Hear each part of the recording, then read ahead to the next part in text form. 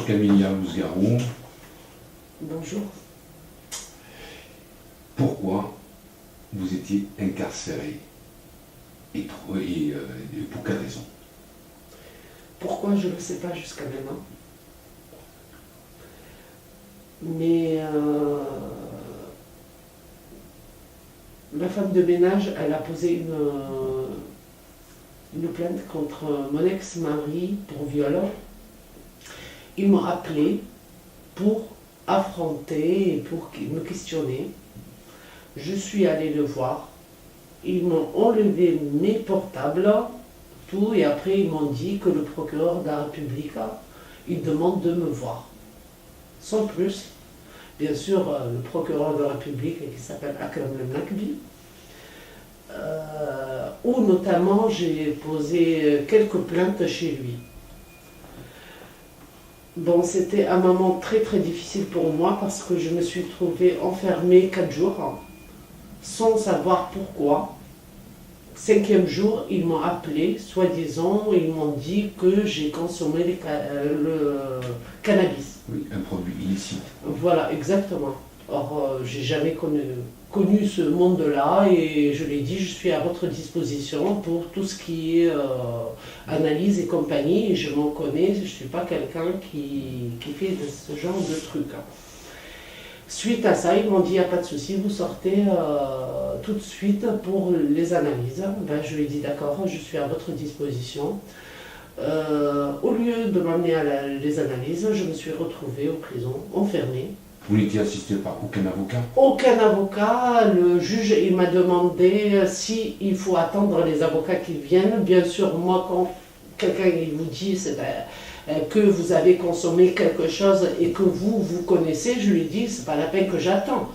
Les analyses, c'est les analyses. Donc c'est moi que je refusais. C'est-à-dire pas refusé, mais comme il m'a dit qu'ils ne sont pas là, donc je lui ai dit, non, j'accepte d'y aller aux analyses. Mais je n'ai pas accepté d'y aller au présent complètement. Et c'est ce que je ne vous ai pas dit au moment qu'ils m'ont arrêté. Mon ex-mari, il est venu me voir. Les policiers ils sont sortis, ils m'ont mis dans une pièce et il m'a dit, c'est-à-dire tu me donnes les papiers de l'entreprise que j'ai et puis tu me dis où est-ce qu'ils sont les enfants. Quand elle a déposé une plainte pour viol, ouais. Tout s'est déclenché, quoi. Tout s'est déclenché. Vous avez démontré ma vie, elle a basculé totalement. Parce que ce n'est même pas, c'est-à-dire, elle s'arrêtait au viol. Elle était arrivée devant le procureur. Elle m'a dit, même pas pour vous, moi, madame, posez les questions à vos enfants. Or, moi, j'ai posé les questions à mes enfants qui m'ont confirmé le viol sur eux. C'était terrible pour moi. Donc j'ai questionné mon ex-mari, il m'a dit non, c'est pas vrai. J'ai pris mes enfants, j'ai les cachés. C'est-à-dire la veille de mon départ, que j'ai voulu rejoindre la France, parce que j'ai épuisé toute mon énergie à poser des plaintes, qu'ils m'ont ramené rien du tout que des casses, des viols, c'est-à-dire je t'ai suivi, reste, ils vont me tuer. Et je ne comprends pas pourquoi. Donc je me suis retrouvée enfermée. Ma mère, qu'elle est décédée à cause de ce problème-là, malheureusement, c'est-à-dire elle m'a fait pratiquement la moitié de la Tunisie comme des avocats. Il y a certains avocats, avec tous mes respects pour eux, c'est-à-dire en me défendant, ils ont enlevé carrément la blouse. Ils disent on ne mérite pas d'être avocat, on ne comprend pas. Donne-nous pourquoi, voilà, pourquoi elle est là. Faites-le les analyses. Et finalement, bien sûr, c'est ce que j'ai pas dit entre le procureur Nakbi et Hamemi, le juge.